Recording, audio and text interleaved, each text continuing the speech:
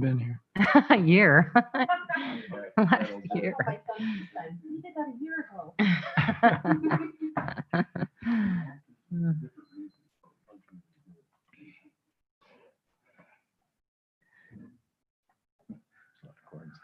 Right.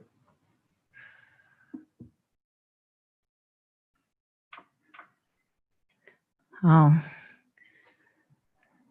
Mark McRae says the mayor's muted. I'm not now? We can hear you. Okay. All right. Are we good? Are we good to start? All right. Welcome, everybody. South Weber City Council meeting of January 12th, 2021, brand new year. It is 6 p.m. and all council members are in attendance. We'll begin with a pledge of allegiance by Councilman Halverson and then a prayer by Councilwoman Alberts. Please stand. Repeat after me. I pledge allegiance to the flag of the United States of America and to the republic for which it stands, one nation under God, indivisible, with liberty and justice for all.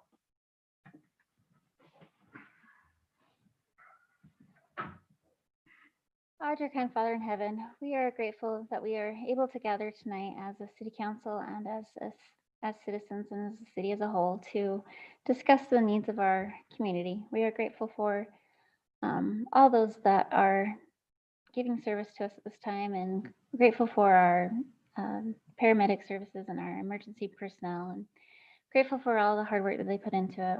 We pray, Father, at this time during this pandemic, that those that have been impacted by it, whether that be physical or emotional or mentally, that thy spirit might be upon them to offer them comfort and help and healing during these times. And pray that we will have thy wisdom with us this night and thy spirit, and help us to be able to make the best decisions for our city. And we're grateful for this opportunity. We say these things in the name of Jesus Christ. Amen. Amen. Thank you, council members Halverson and Alberts. We'll begin with a corona update. Davis County hit a peak a couple of weeks ago, and then they've been continuing stable at that peak. The South Weber City has not. They've actually been continuing to go up. We've had 576 total cases, 82 active this week. And actually, South Weber City is the top active case rate per 100,000 residents in Davis County. So not something we really want to brag about, but that's how things are right now. Governor Cox came out last week with, he issued an executive order that all vaccines for long-term care facilities be completed by January 23rd. 40% of deaths in Utah are long-term care patients. And so this is where he wants to hit first. If a person is positive in the past 6 weeks, they won't be vaccinated so that they can utilize that vaccine more effectively. Organizations will be given a short window to disperse vaccines, and if they're not dispersed by then, they are taken away and used elsewhere. On January 11th, teachers and frontline school staff can be vaccinated, the most vulnerable first. On January 18th, they're hoping that ages 70 plus can be vaccinated, and scheduling is planned to begin as soon as Friday. You just need to call your local health department to set up an appointment, and they hope to complete the 70 plus age group by the end of February. The state has received 5,000 antibody treatments, and these doses will go to long-term care facility patients.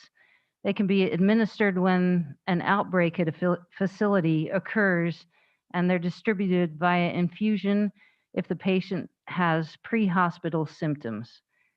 So they're not super serious yet.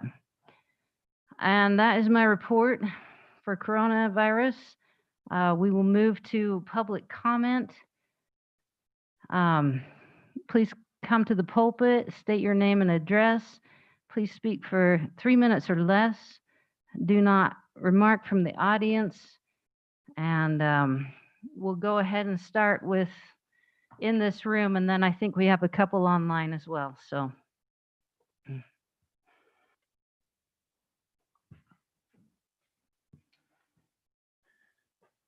Now from the new position here. Paul Sturm, 2527 Deer Run Drive. The first thing is a general comment, public comment during the planning commission meeting. Let's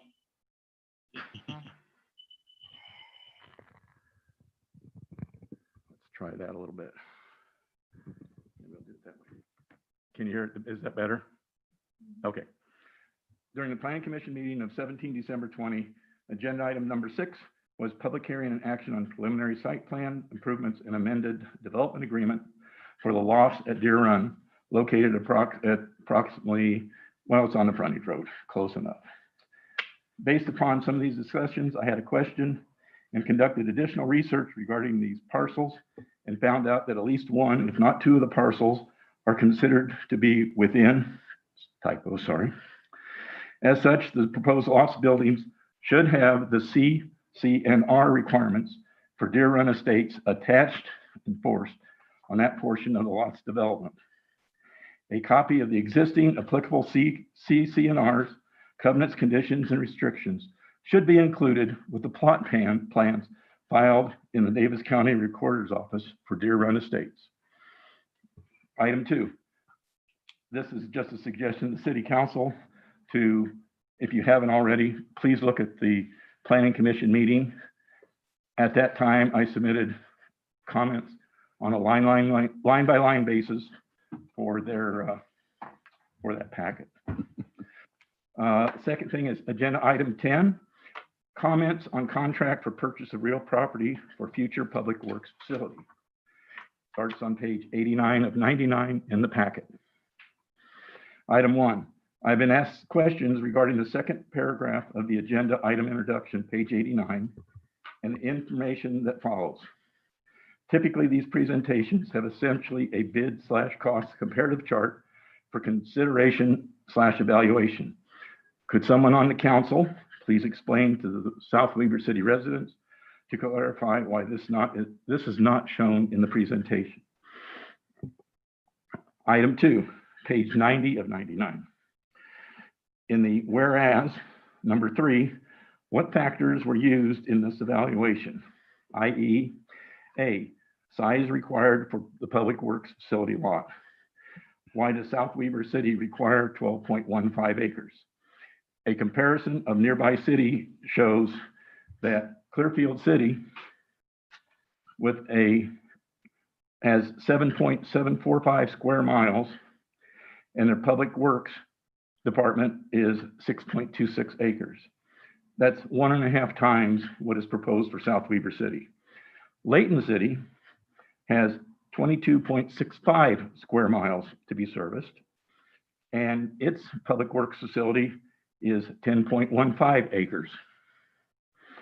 And South Weber City right now has a size of 4.67 square miles, and the proposed is to purchase 12.15 acres for a public works facility. This is substantially more than Layton City, which is 5 times our size. Total cost of property. Was consideration given to purchasing a smaller piece of property, even if it were more expensive per acre, to properly size the amount of land necessary for the public works facility? If approximately 7 to 8 acres were purchased, even at a higher cost per acre, it could possibly be less expensive than the $600,000 currently proposed. Such a reduced cost purchase would leave additional funds that could be used towards the actual construction of the public works facility. Item C, location of the public works facility. Locating the public works facility at the west end of South Weber City will increase the overall cost of operations for the public works department.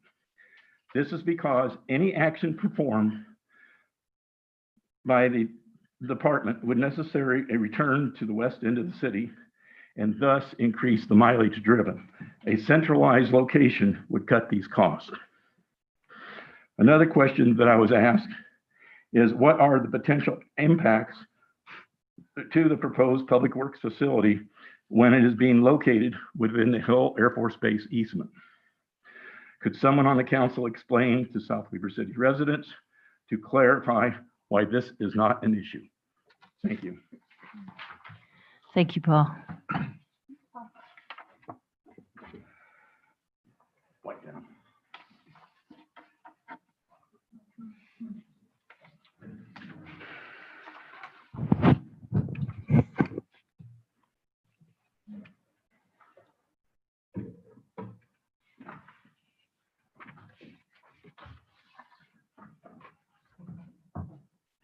Thank you.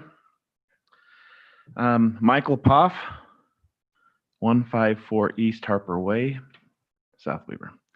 I wanted to take a few minutes and speak to the property acquisition for the property adjacent to the soccer complex. I am in the vicinity. Now, I've been in your guys' position before, and I'm not trying to discredit your guys' position, but I do want to make a couple of points here. I know that citizen input or perception is a little consequence at the issue at hand, because we wouldn't be to this point if the issue were not more than just a formality before the council right now. But perceived perception out there is that the city may have been a little disingenuous. In November, the city approved the general plan, took comments from citizens from all across the valley, roads, trails, and zoning. What do we want to see in these areas, the city asked.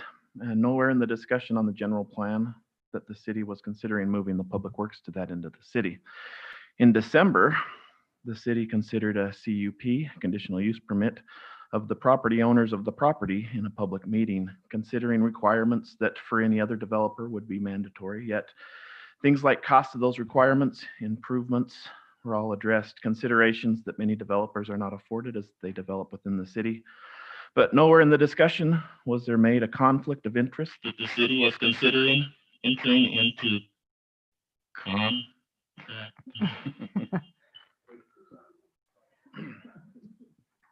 Thank you. Entering into a contract with the property owners. I'm sure that the city did everything by the book. I'm not accusing anyone of anything. However, the perception that the city has been negotiating with a property owner to purchase property, all the while the property owner was petitioning the city for a conditional use permit, does not create very good optics. Please note, though, once a property acquisition is completed, that all protected communications may be subject to grammar requests. In practice, the state is somewhat undecided as to how it addresses the issue, but I would ask that when all is said and done, that we not find where the citizens are being told one thing and that the other things were being done behind the scenes. That happened with South Bench Drive, and let's make sure it doesn't happen again. I wanted to speak a little bit about city structures. As a conditional use, the city has the ability to put city structures within any zone, but let's look at the spirit of the law. Allowing a pump house or a transfer station in the middle of a residential area is a bit more reasonable than allowing an industrial complex to be built in a residential area. Building structures, storages of dangerous chemicals, and important issues that need proper consideration. Please don't just say because we can put it in there, we're going to. We should go through the same process that would require of any other commercial complex. Let's do it the right way. Let's make it look nice. Let's make it function properly. Landscaping is not a punishment to a developer. It's there for a reason. It serves as a buffer, a protection to the neighborhood, a transition flow. Let's make sure that we do not make shortcuts in the area of landscaping. Let's not build a tin building. Let's not invest in something that is let's invest in something that's visually appealing, that will last, and that's better for the community. Safety, let's make sure that when it comes to safety, the city invests in the best technology to make sure that we don't jeopardize the safety of the community in that particular area. One off the subject note, when you review agenda, and I apologize because I know I understand why it's there, but it's hard because when you review an agenda and then try to go back and find where it is, if there's a place on the agenda for a closed public meeting, you think, okay, that really took place. but in some situations it's on the agenda where it's not. And I know there was some discussion about keeping it on the agenda, so if you needed to have one, you could have one. But in the effort, I guess, to be transparent, let's not put it on the agenda if we don't plan on having a closed public meeting, so we don't dig through minutes we don't have to. Thank you. Thank you, Thanks, Michael. Michael. Thank you.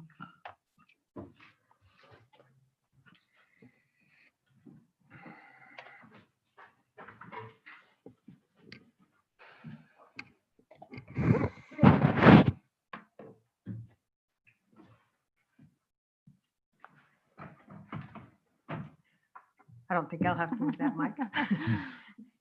My name is Tammy Long, 2178 East Deer Run Drive, South Weaver, Utah. And I'm here also to address the purchase of this new piece of property for the Public Works facility. The massive size of it is what I have a big question on, because we don't need one that big, even at full build out compared to, I mean, Layton City has a smaller one, and Layton City is huge compared to South Weaver. So what I would like to know is if you guys could address the public and tell them what your intent is for the remainder of that property, because I don't think it should be used as a public works facility. Thank you for adjusting that so people don't see me. So that people can know what your plans are for that piece of property, because it clearly isn't just for a public works facility.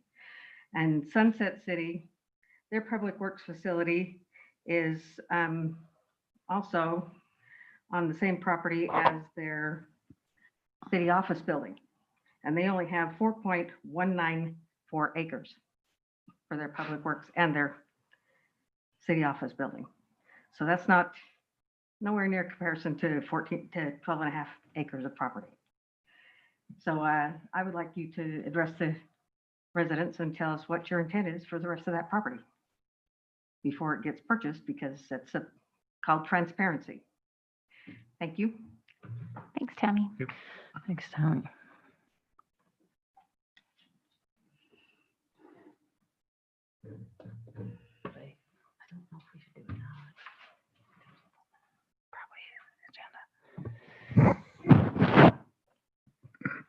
Any further public comment in the room?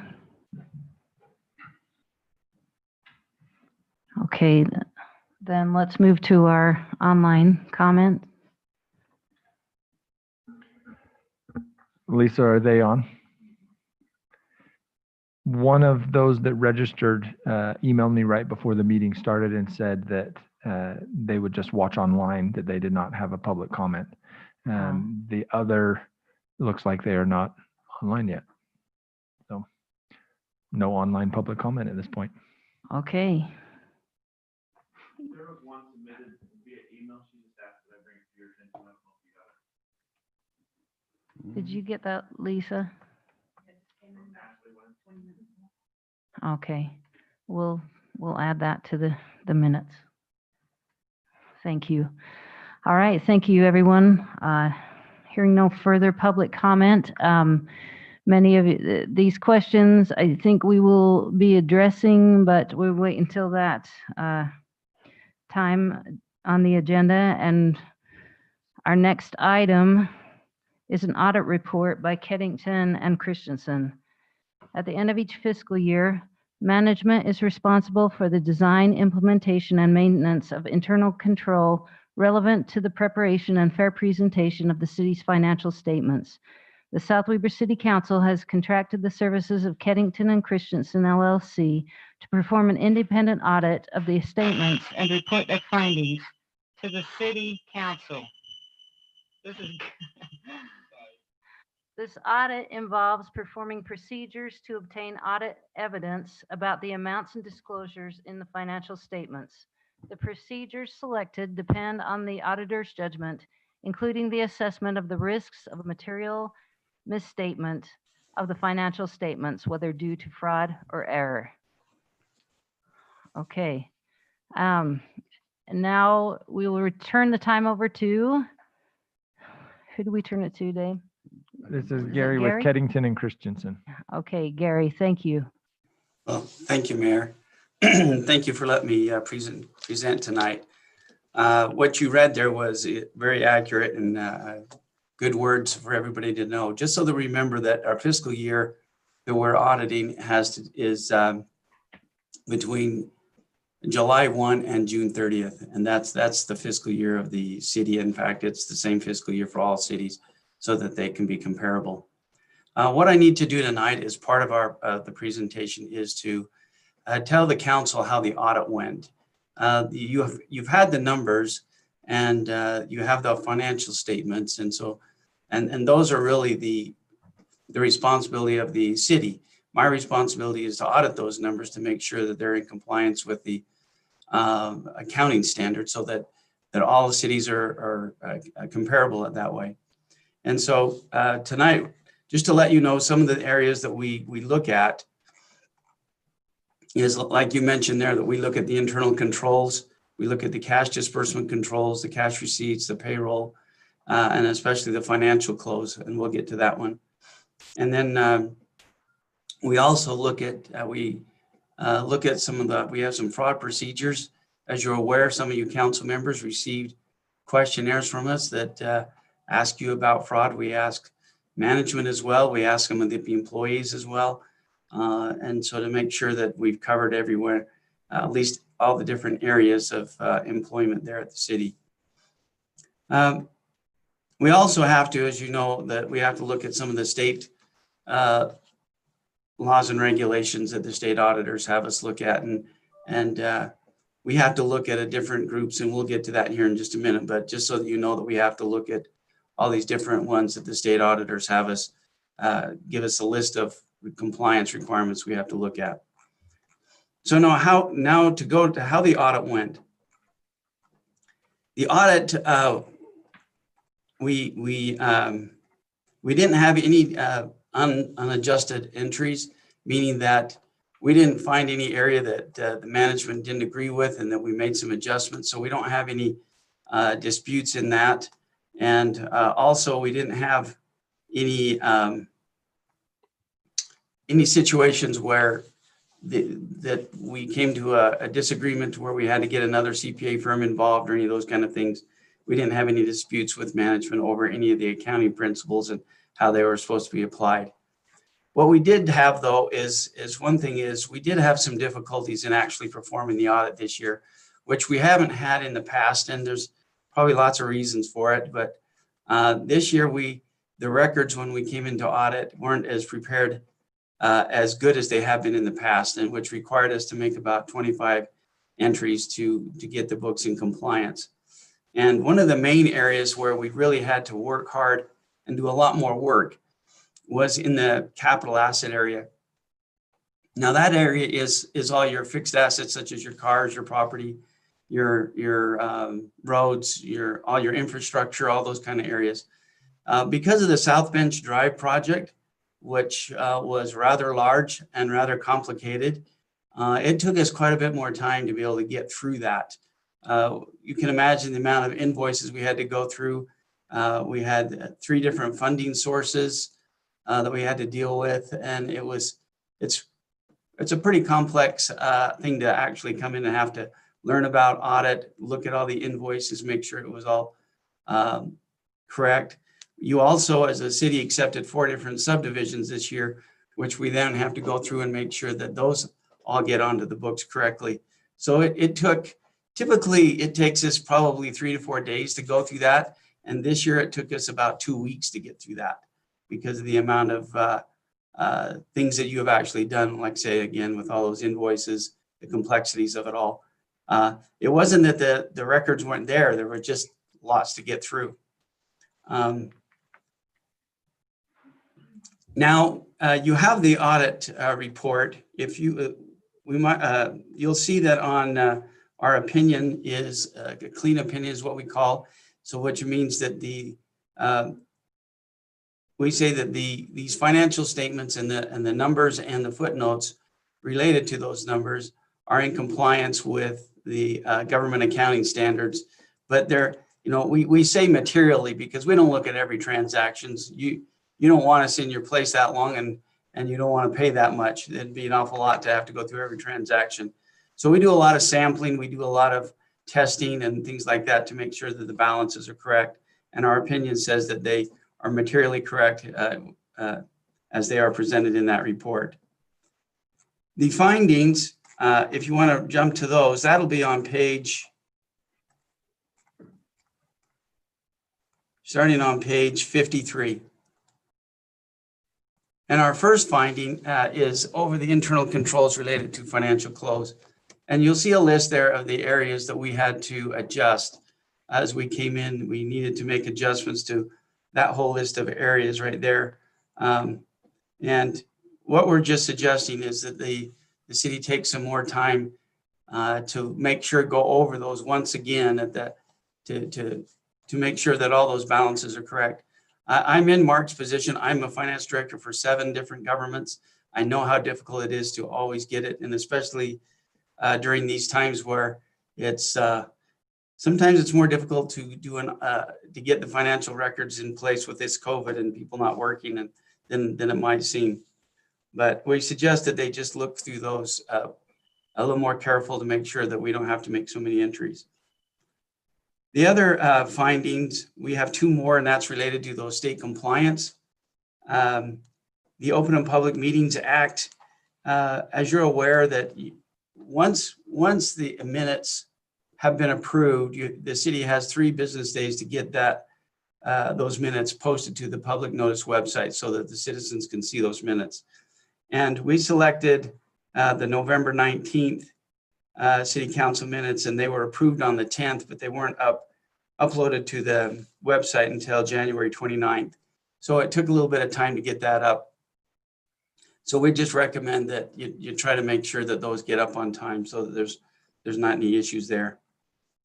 The other issue we ran into, get my screens right anymore, is that there was a new compliance that they asked us to test on the court system. And it was kind of interesting because what they've had us do now is go in and look at what is being coded to a specific account, not in your general ledger, but in the court system. And they wanted us to look at court costs specifically. And they have a very strict definition of what can go in there. And we found that some attorneys' fees had been misclassified into there. Not that they were anything wrong with that, it's just not in the wrong category there. And so we needed to report to the state and to you that those were input into the wrong area. We've already talked to the court clerk. She knows what to do, and she's already got all that fixed. That's not going to be an issue. But those are the findings and the report on how the audit went. Does the council have any questions for me or any comments? Any comments? I think we're good, Gary. Thank you for coming and presenting to us tonight. And thank you, Mark McCray and Paul, for all that you do to keep our finances in good order. Mark, I didn't know if you wanted to make any comments, if you had anything to say, or if we just...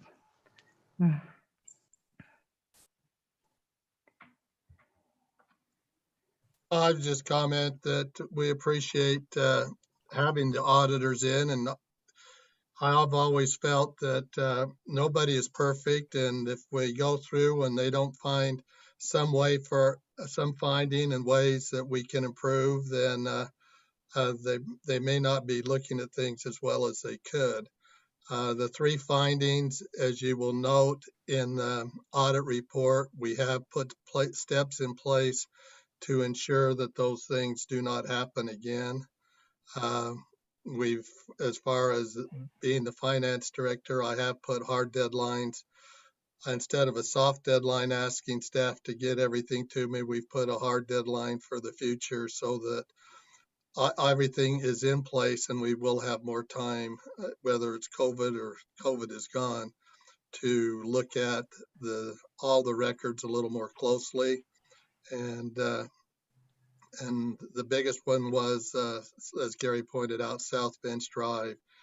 It turned out to have a lot of areas that we haven't addressed before, as far as revenues and accounts receivable and a lot of different things. And we worked through those, and I'm happy to present that audit report. The finance statements as they are prepared, and then Gary's part was to audit those and to do those. But I have a great staff, and I appreciate all the work that they do, because I don't do it alone. It's my staff that does a lot of the work in keeping the records where they're supposed to be, and letting me know of inconsistencies or things that they spot.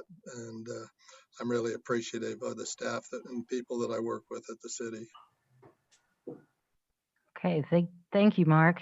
I think I can speak for the council and thank you and your staff for doing such a great job. You know, they're, like you said, when they're searching for details, we'd probably be disappointed if there wasn't some findings of some things that can be improved. But I know that every year you guys have a great report, and we've never, since I've been in here, I haven't seen any problems in that respect. So I'm grateful for all that you're doing. Appreciate it. And thank you, Gary. Thank you for your presentation, and we appreciate you coming to our meeting tonight. So Thank you, for Mayor. all your work. Thank you. All right. Let's move on to item number 6, introduction of City Planner Sherry Phippen. We're excited to announce Sherry as our new city planner. She has hit the ground running and is fitting in nicely. And I would like to turn the time over to her for just a minute to introduce herself. Thank you, Mayor. Like the mayor said, my name is Sherry Phippen. I have been a city planner for close to 14 years. I worked for Nibley City in Cache Valley for about 9.5 years. I have a background in city administration. I have a master's degree in public administration. For the past year, I have been working not in local government. I actually work for your congressional representative. I worked for Congressman Bishop for a year. And then when Congressman Moore was elected, he opted to keep me on. So that's my day job. And I am really excited about the opportunity to do this on this side. I've been really impressed with everybody that I've met so far. I'm excited that I'm finally moving down here. So no more driving through Sardine Canyon, coming to and from work. But yeah, I am really excited to be here. I'm excited to be where I can hear the jet noises from the Air Force Base. I'm not kidding about that either. I'm an Air Force brat, so put it this way. I'm an Air Force brat, so I was born on an Air Force base and I grew up on Air Force bases. So that sound to me is something I've heard my whole life. So yeah, I just appreciate the opportunity that you guys have given me. Wow. We're excited to have you, Sherry, and I've had the opportunity of working with her already, and she's, you know, like I said, hit the ground running. She's doing a great job and has great comments and really knows her stuff. So as you can imagine, it's kind of crazy for Sherry right now, working for Congressman Moore. Yeah. And also our city now and moving. That's that's a lot on our plate, but anyway, we can help you out. We would love to, and we're just glad to have you here. No, I really appreciate the flexibility that David has given me and the support that those of you guys that I've talked to have given me, and the patience while I get this all sorted out and get moved. But that's happening this weekend, so I can breathe out a little bit. Awesome. Well, welcome.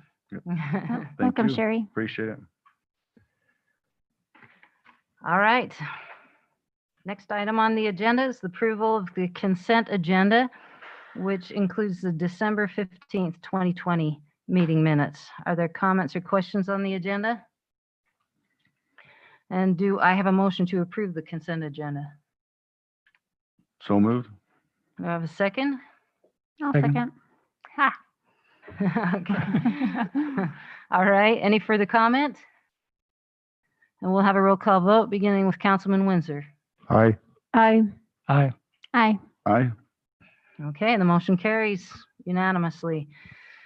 Next item on the agenda is a public hearing for the sale of approximately, I gotta put my 1,830 square feet, parcel 1322000105 of real property to Ron and Karen Anderson. Ron and Karen Anderson presented a proposal on October 27th, 2020 to purchase vacant land adjacent to their property. The land is part of the Canyon Meadows Park and was not slated to be developed. The council was open to the idea with verification the offer was fair market value. City Manager David Larson requested confirmation from a property acquisition representative who agreed the price was fair. A public hearing must be held for public input before the sale can take place. And so, do I have a motion to open public hearing? Mayor, I make a motion, we open the public hearing. Have a Seconded. second? Okay, Councilman Halverson. All in favor, say aye. Aye. Any opposed? Okay, we're now open for a public hearing.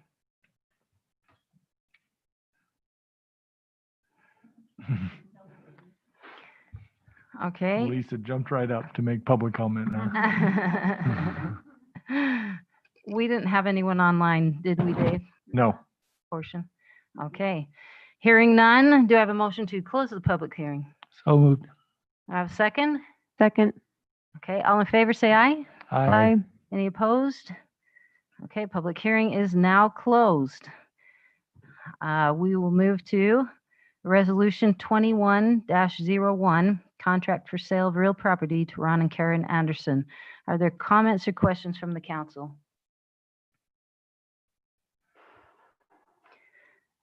Okay, hearing none, do I have a motion to approve Resolution 2021-01?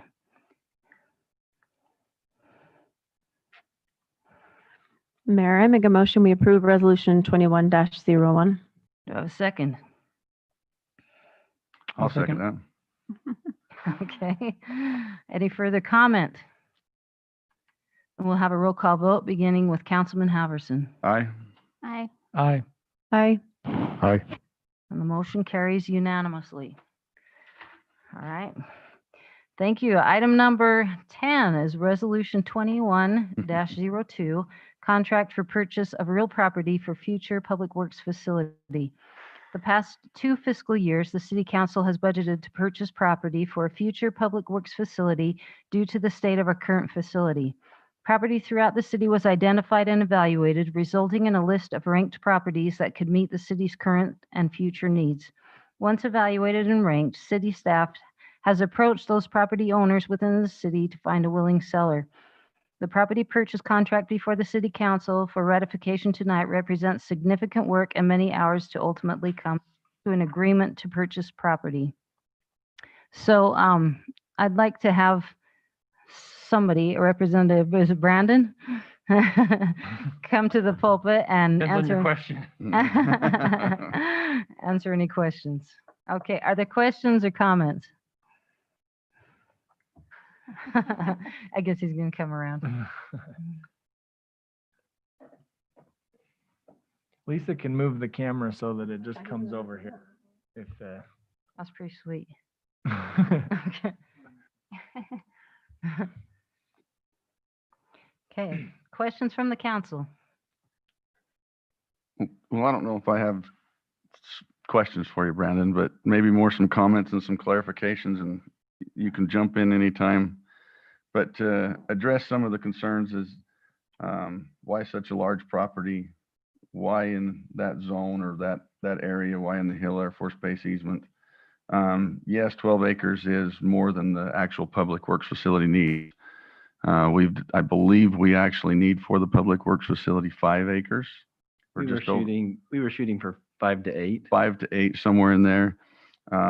As we looked at all of the different properties, some were not big enough, some were way too expensive, considerably more expensive. If you know what the going rate of real estate is in South Weaver currently, if we were to buy a current residential piece, it would be considerably more than double what we're currently paying for that piece of property. And let's see, I believe someone addressed, why would we put this in the residential area? Well, that piece of property, if I am remembering correctly, is not zoned as a residential piece, nor can it have a piece of residential on it, correct? Correct. It is one of the uses that is allowed in that restricted zone, I believe. What else? I don't know if we have any other intentions for the rest of the property. There are other needs in the city, but I don't think we will develop more than we're needed for the public works facility. So I'm sure there's other comments. That's what I wrote down. And to the one resident's comment that was emailed in, the access for the public works trucks and stuff will come off of South Weber Drive. That is one of the requirements we had for the property, so that the trucks and stuff would not be coming in and out of a residential neighborhood. There is access there if we have to, which helps with some safety issues, but the main access will be on South Weber Drive. So that's all I had. Thank you, Blair. Other comments? I have a few. Don't mind. Okay, Haley. I just want to thank the residents that asked questions. This is a great opportunity for us to help clarify and, fill up any holes that there may have been. So I appreciate all these questions. As far as why we're moving it onto the west end, currently it's right in the middle of the city and it is in a residential area. So these trucks that are coming and going, 4 in the morning, it's less than maybe 40 feet from somebody's back windows currently where it's at right now. So we felt that moving it to the west end, the area that we're looking at, we're considering, make sure that there's a buffer there and that it offers a lot more space than what currently is at the Public Works office area right now. And I think that we're able to achieve that. So the impact is meant to be as low as possible, which is why we're considering the west end. Oh,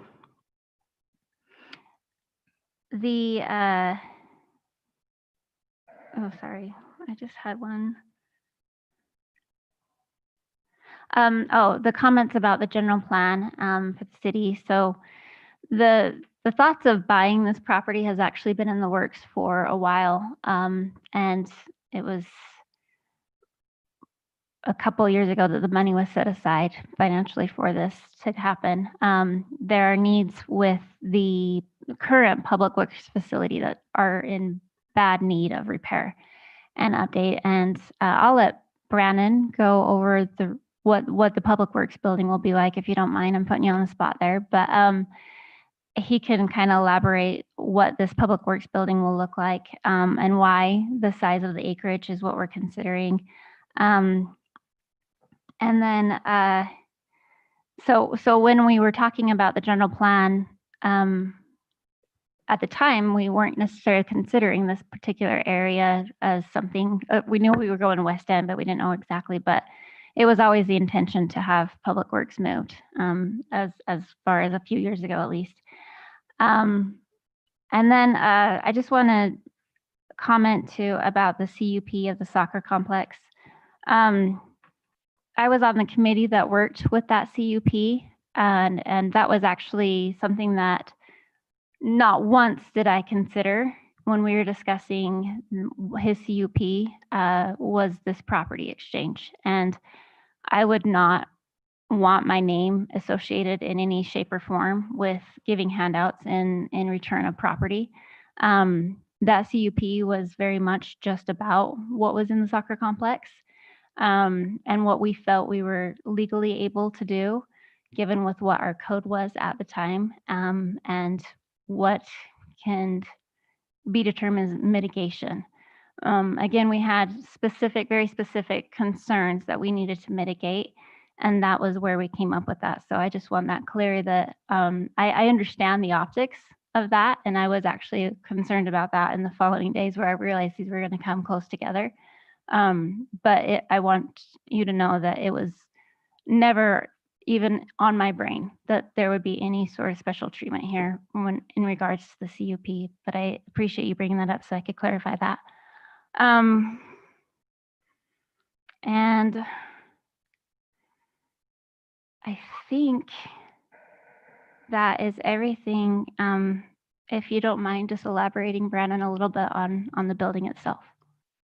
I can a little bit, but we have, as far as we've gotten on the building is to just try to establish a rough square footage of about what we think they might need. There is no funding at this point for the building itself. This is only just the first step in trying to purchase some property. So as far as what it would look like, we still need to go through the process of hiring an architect and going through the process that would establish the materials and things that would be used. Of course, the intent would be to make it attractive while yet trying to maintain some fiscal responsibility with that. That's about all I can elaborate thus far because it's not funded. Well, I think you brought up a good point, just so that the public's clear, is that this is all that we have budgeted for. I mean, we couldn't put the cart before the horse and design something before we had a piece of property. And it's been a long process to even find the piece of property that would accommodate it in our budget. So, and we're well below our budget. Yes, if I could just elaborate, sorry. No, go ahead. I just would like to elaborate on that a little bit, that we evaluated, I think, 10 different locations and established, I'm going off my memory, but I think 6 or 7 criteria areas and placed priorities on those areas. Some of the highest being proximity to residential neighborhoods, access, those types of things to try to minimize any kind of negative impact on the community. So we certainly didn't just target the West End. The properties were all over the city. We did need to keep it quiet because if certain property owners found out that the city was looking, we were just concerned that there might be an effort to try to drive the price up and to try to make sure that we were as diligent as we could be with tax dollars. We wanted to make sure that price was as low as possible. So I guess I just feel like that there has been a lot of work to go into this, and it certainly wasn't arbitrary to just randomly pick the property that we've selected at this point. I guess I'd also like to point out that what is before the council tonight is just a purchase contract that has a lot of subject twos, if you will. That's not the right word, but we still need to do our due contingencies diligence. that we still need to do our due diligence on. And if all of that pans out, then we would be looking to move forward in actually purchasing it. Do you mind just elaborating on the size, you or Dave, the size of the lot? And since that was a common question in all of these comments. You want me to take that? Or? Yeah, go for it. The hope, I think, with this, we did not target 12 acres. We targeted, as Councilman Halverson already mentioned, we targeted 5 to 8. In this particular location, 12 was actually available. And our hope with that is that with the price, it being a pretty competitive price, that it would allow us to provide even more buffer distance away from residential, the adjacent residents. We certainly aren't going to build anything more as far as like the public works building than we actually need.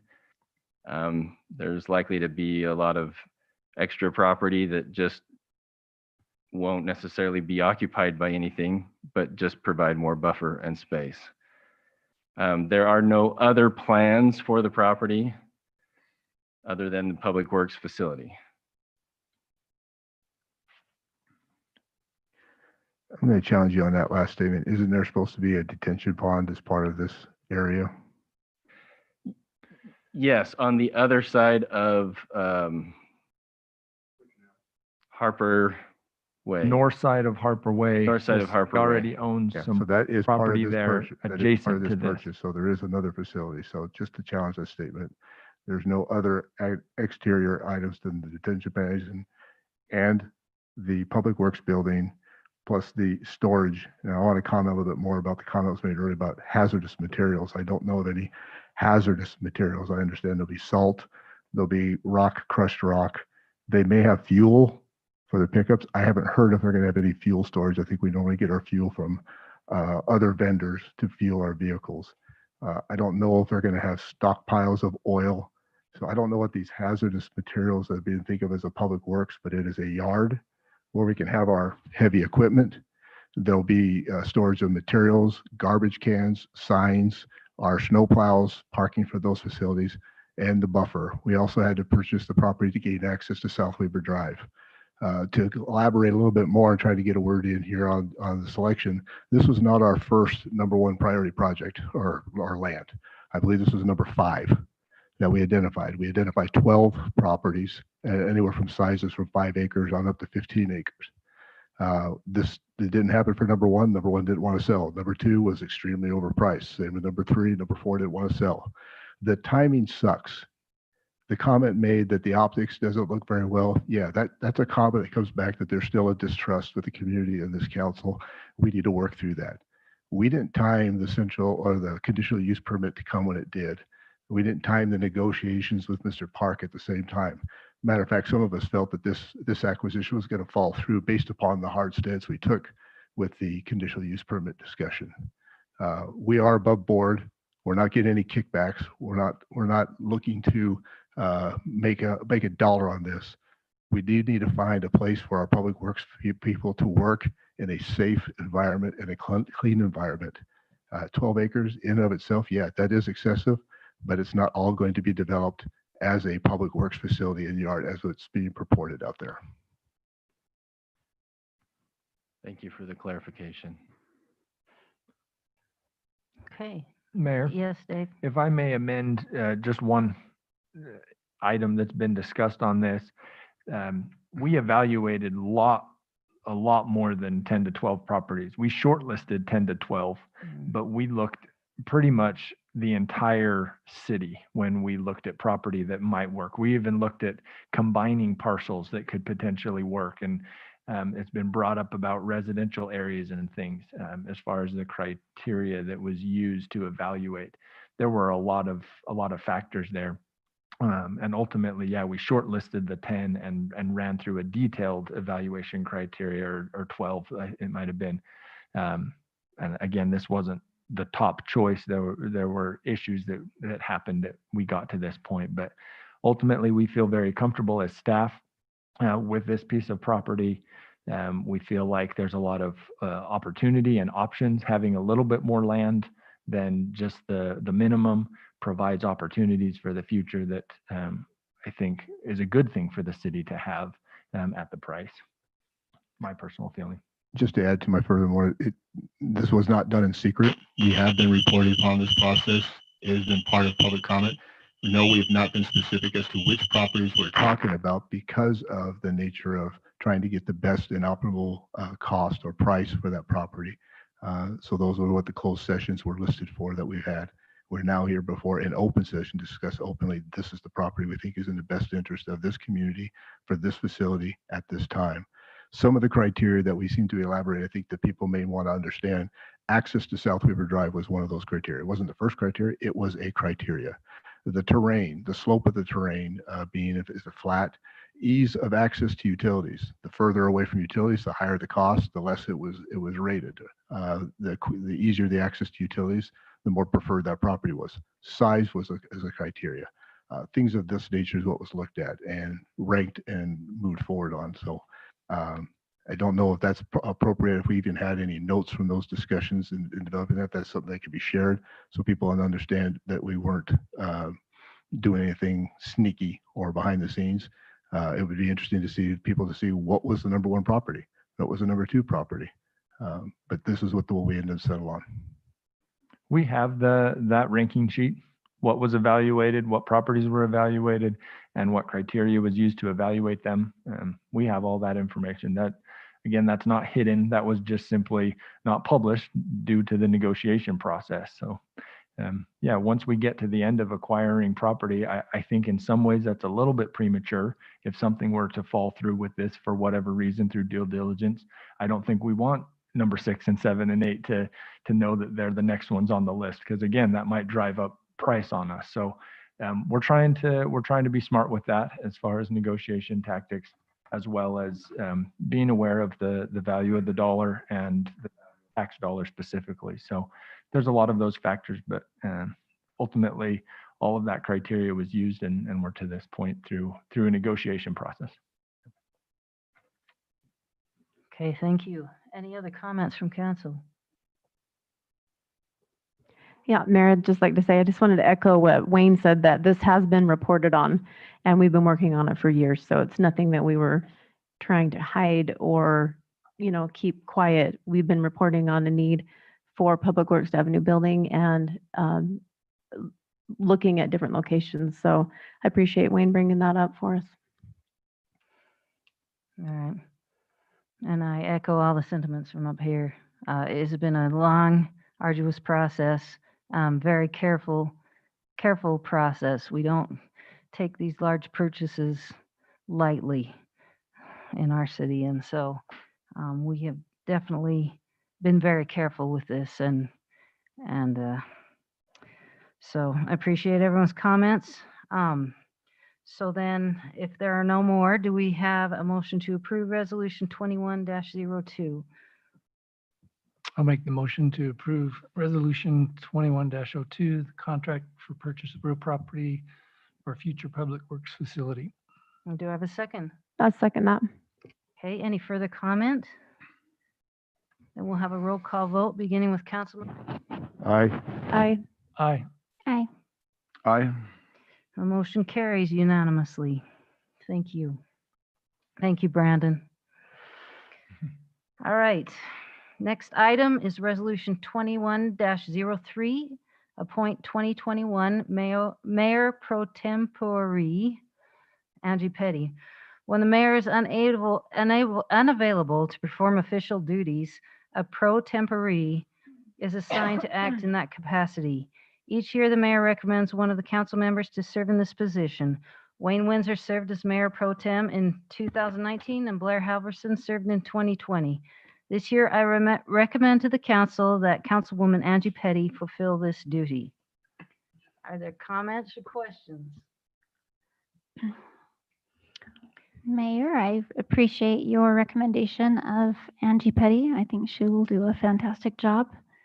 And I make a motion to the council to appoint Angie Petty as Mayor Pro Tempore. Is that how you say it? Tempore. Tempore. You can pronounce Okay. it different ways. Mayor Pro Tem for 2021.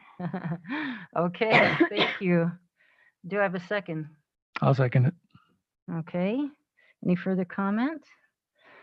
All in favor, say aye. Aye. Aye. Any opposed? I don't believe we do. Oh, it is a resolution. It is a You're resolution. right. Yes, we do. Thank you, Lisa. We will have a roll call vote then, beginning with Councilman Halverson. Aye. Aye. Aye. Aye. Aye. Okay, and the motion carries unanimously. And congratulations, Angie. Thank you. Thank you, everybody, for your faith in me. I hope I never have to use it. All right. Next item is reports, new business. Is there any new business? Mayor, I'd like to have the floor for a minute. You may. New business. It is timely with next Monday, the start of the calendar year 21 legislative season. Being that there are House bills, Senate bills, and joint bills currently on the docket, I think it would behoove this council to give staff two things. One, direction as to which bills we think the city ought to be tracking, and With that, I would encourage the mayor to put on the agenda for the legislative session a standing agenda item for a legislative update with regards to these House bills. I have a number of them here that I'm interested to have the city follow. Secondly, the city has the opportunity to have a legislative policy committee. It seems that some of us have been left off the Utah League of Cities and Towns list that were on it last year. I would ask that maybe this council consider whom they would like to be representing the city on that committee. I would recommend that at least one council member represent the city. Right now, it's a city manager, mayor, and a council member, or actually city manager, mayor, and we have one vacant slot. To my first statement, I think the House bills you need to be tracking, if you want to write these down, staff, I'm not going to go into what they're about. House Bill 43 talks about emergency procurement declarations. If that gets passed, we'll need to update our procurement policy. House Bill 63 talks about impact fee amendments. House Bill 82, single family housing modifications. It talks about accessory dwelling units, which is a big thing we need to pay attention to. House Bill 98, and I give Haley a lot of credit for bringing these up earlier. Sorry, Haley, you kind of spurred my thought on this earlier. House Bill 98, local government building regulations. House Bill 107, subdivision plat amendments, and House Bill 115, municipal boundary modifications are the ones that have come to my attention right now. There are others I'm personally interested in, but anyway, as a new business, I think those are some things I would like this council to consider at some point in time. Wayne, would you say the last two House numbers again? 107, subdivision plat amendments. Sorry, she turned my mic. 107 and 115. Thank you. Okay, thank you, Wayne.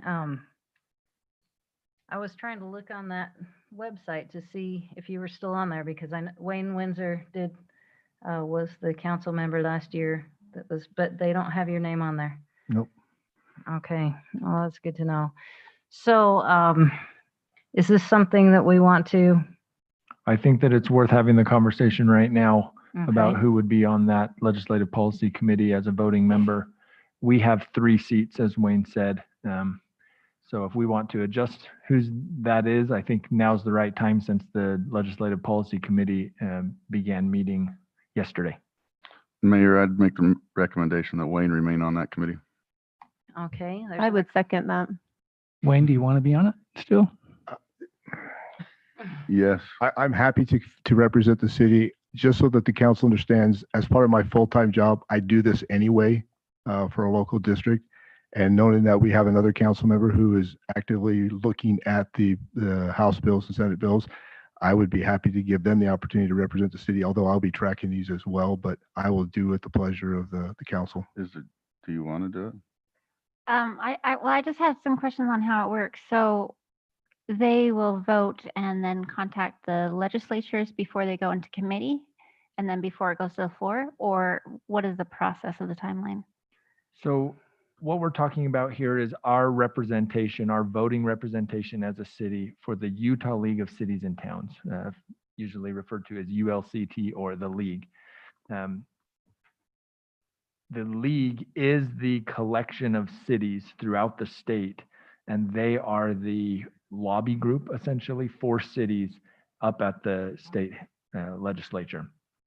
So the process is that the Legislative Policy Committee has voting representation from each city, and they will be the voting body that steers how the league will lobby up on the Hill, whether they oppose bills, whether they support bills, whether they want to work with the legislators that are proposing them or whatnot.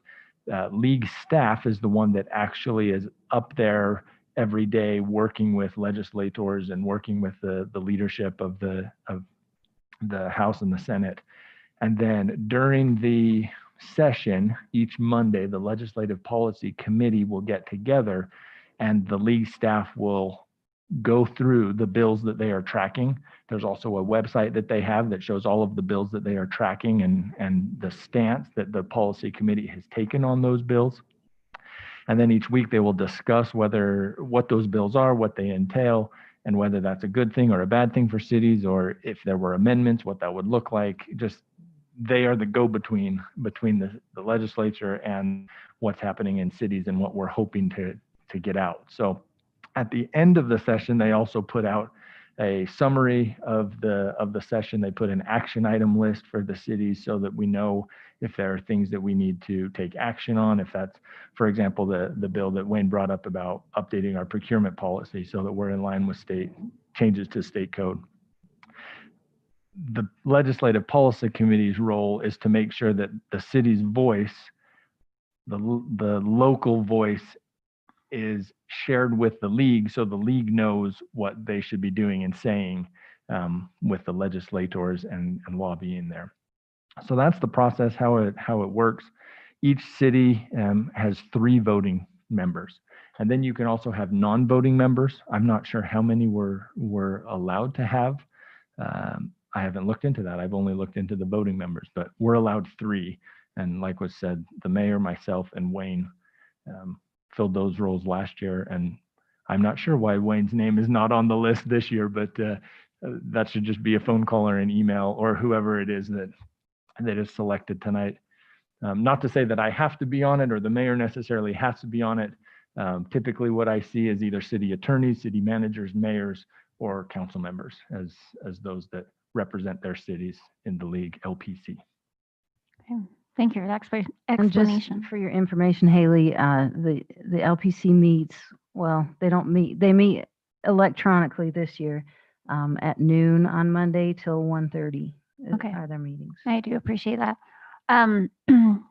Considering that, I am not sure I will be able to make it to those meetings, so I appreciate the consideration, but I think, Wayne, you will do a fantastic job, and I All right, will that- second Blair's motion if it's not too late. Oh, did Andy do it? Already seconded that, so get in line, sister. I third it. Don't fight over me. Okay, then if it's all right with Wayne, we'll stick with the same group. And we need to make sure that he's back on the list.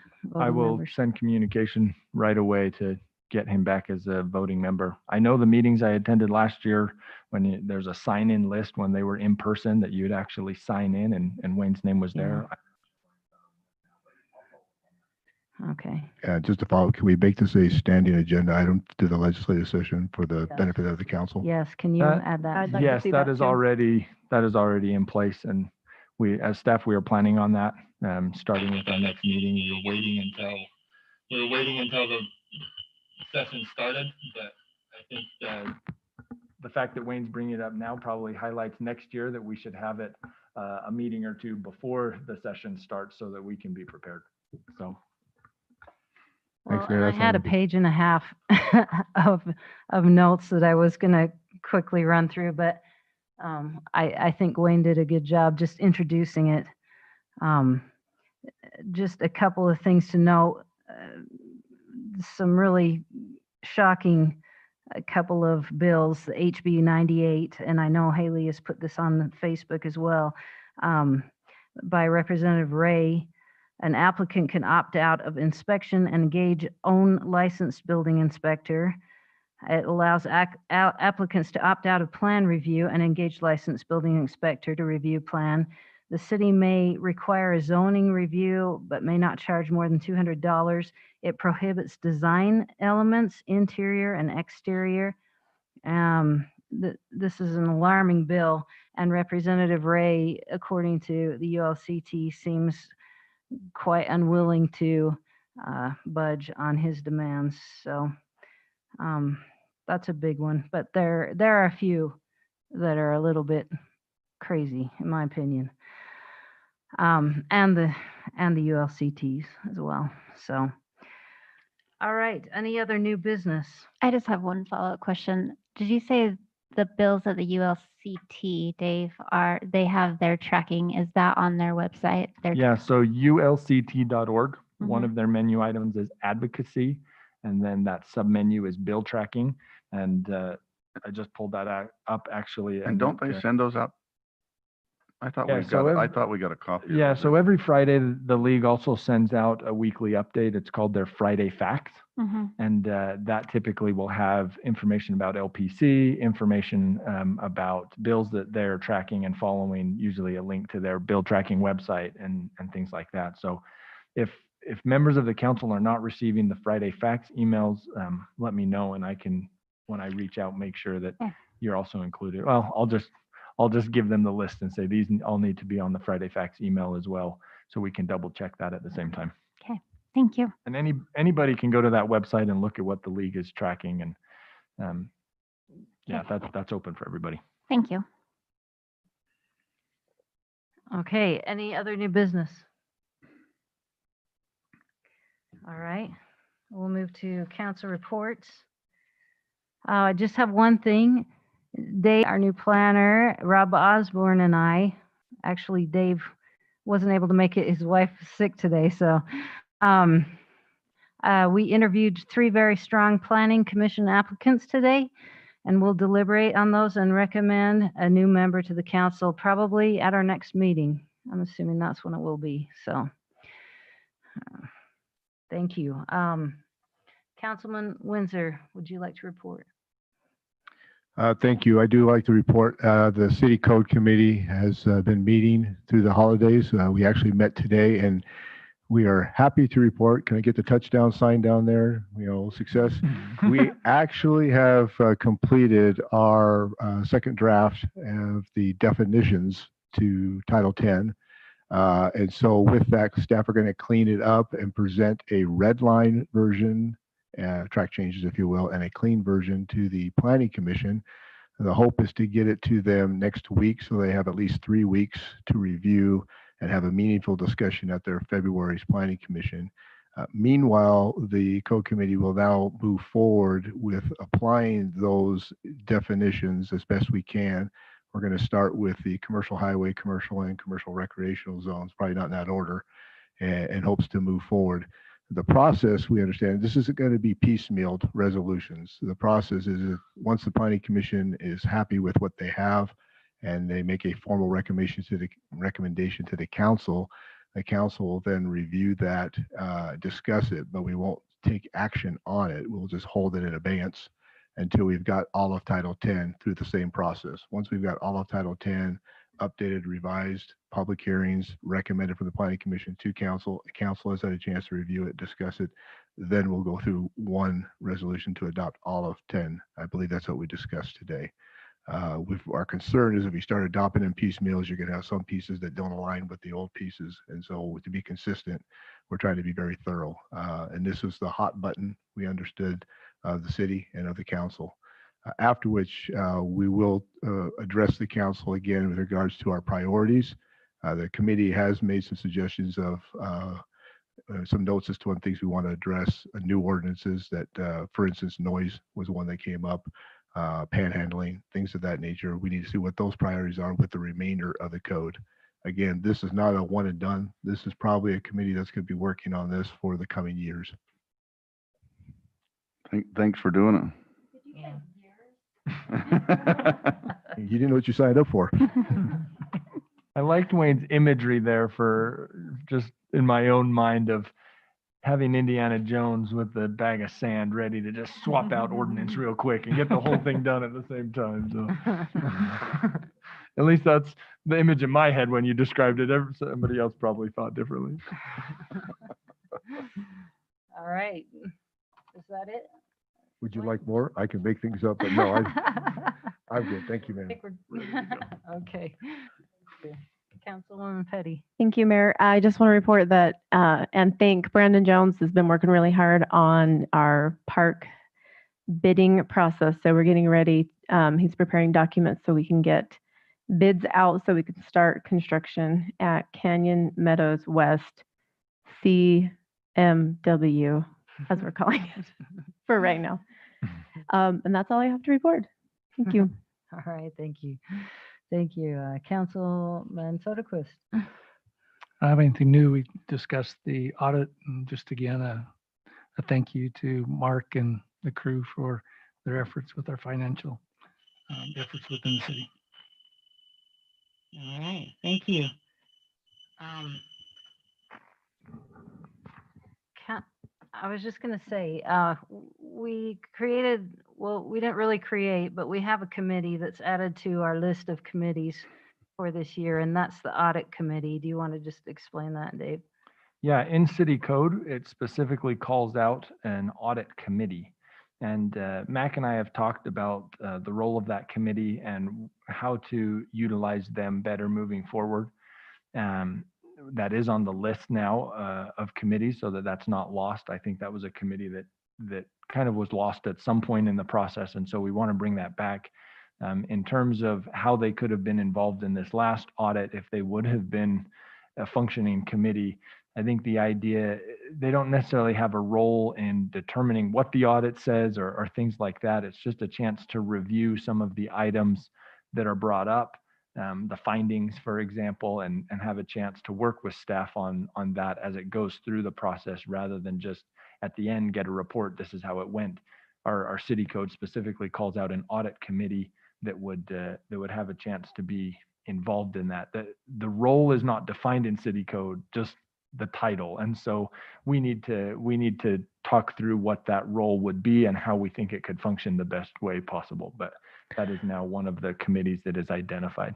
Just to interject real quickly, the audit committee has been a subset of the Finance and Administration Committee.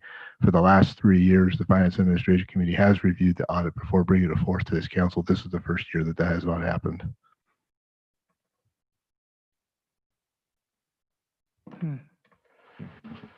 All right, thank you. Councilwoman Alberts. So the PR committee met and our website is underway, and I think everything is still going as planned and no hiccups so far. Yeah, so we are currently on track. I am happy to say that we are on track for our go live date toward the end of January.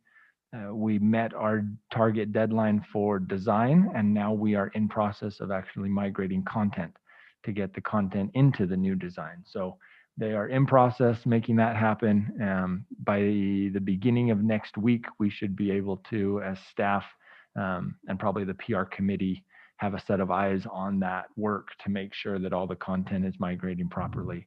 And then right now, the date is by the end of the week of the 18th. So the 22nd, January 22nd is when we hope to go live or right in that neighborhood. Yep. So exciting stuff. We've had our fingers crossed, and so far everything's going smoothly, which is a little surprising, I think. You mean Knock on. recently? Things are going smoothly. Yeah, recently it's been going very smoothly. All Can I just say, since I started working on it, it's been going very smoothly. I'm just teasing. Noted. Well played. Well played. We also discussed the YCC is going to do the newsletter. So Quinn will finish off Councilman's Corner for the newsletter this month. And then the YCC will actually be taking a section of the newsletter as a citizen spotlight. They will choose a citizen and ask them questions, get to know them, and it'll be something that they'll be doing monthly. Did you want to report on YCC? I'm happy to have you report on YCC. Okay. Did I miss something? We just have our YCC Mock City Council next Thursday. They will be having, everybody has a role. They'll be setting up their own mock city council, and they will take a vote for what they're going to be discussing. So that should be pretty exciting. And then can we just get these mics checked and see what's going on? Absolutely. Okay. That's all for me. I'm sure that was on his list I'm already. pretty sure. After the first time it started humming at us. Like, Thank you, Haley. Councilman Halverson. I'm here. It actually seems like it's been a long time. Would have reported on this by now, but the Planning Commission met on December 17th, and a couple notable items. One was mentioned in public comment. The lofts had a public hearing and action on a preliminary site plan approval, and the preliminary site plan and everything was approved. That does not come to council. Only the final site plan and improvements and development agreement come to council. So if you do have comments, the planning commission would appreciate them beforehand so that they can address any of those comments or concerns. So please take a minute, well, more than a minute, and review planning commission notes and on YouTube as well. It's easier to listen to that way. But it definitely, I think it would be a good thing for all of us to listen to so that they have those comments from us before it comes to us for final. Blair, if you mind, just to follow up on that they have now turned around and submitted their final plan. And so staff just received that today. We need to check and make sure all of the items that are required for a complete final submittal are there. If they are, then it will first go through staff review in order to prepare memos for the planning commission. And so that process of final is starting. Thank you. The other notable item was there was a final site and improvement plans approved for the Style Street Studios. That's the over by Burley Burger and Little Caesar. And so I think that'll be moving forward as well. Does that come to us? I don't believe because of the size that does not come to us. No, it does not. So anyway, it looks very nice, and I think it's a good project. So other than that, I think that's it. Do we know anything further on the coffee shop? Why they haven't started? That was asked in the meeting as well. And go ahead. No. I think it's just been sitting there. There was nothing. They asked the question and they asked it of Barry at the time, and he didn't have any further information either. Okay. All right. Thank you. Dave. Follow up or report on the grocery study that we talked about in a previous meeting. That is underway. It's typically a 4 to 6 week study. So we anticipate getting that back toward the end of January at some point. So that is in process as we speak. All the other things that I have been working on and been involved in have come up in some form or fashion already tonight. So I don't have anything new. Is your wife feeling better? Not really, no. Yeah, I have learned in the last 48 hours that I'm a really bad mom, which is probably no surprise to anybody else. She did get tested, and yes, so there were multiple members of our family that were tested. We had cold symptoms and all negative. So we're just dealing with normal sickness stuff. But when we called the doctor and had to do the telehealth visit, the doctor said one thing that she's learned through this whole process is she doesn't know what COVID looks like anymore. That she's like, I would bet money that this type of person had COVID and it wasn't. And this other person who I never would have thought their symptoms did lead to COVID. And so the only way to know is to get tested. And so they had us tested and we were negative. So hopefully she gets better soon. And I'm just going to keep trying to fulfill that role as poorly as I did. But yeah. Good luck to you both. Yeah. All right. Sherry, did you have anything else you wanted to add? Okay, Brandon? I don't have anything other than what's already been reported. Okay. Jamie, did you have Nothing to report. Thank you. All right. Lisa? Nothing from me. What? Oh. Michelle. Oh, Michelle. Yeah. Michelle. No? Okay. Mark, did you have anything else to add? Nothing tonight. Okay. All right. Then if we're done with that, I will now entertain a motion to go on a closed session per UCA section 52-4-2051D to discuss the purchase, exchange, or lease of real property. You have a second? Second. All in favor, say Aye. aye. Aye. Aye. Any opposed? Okay, we'll move to closed session.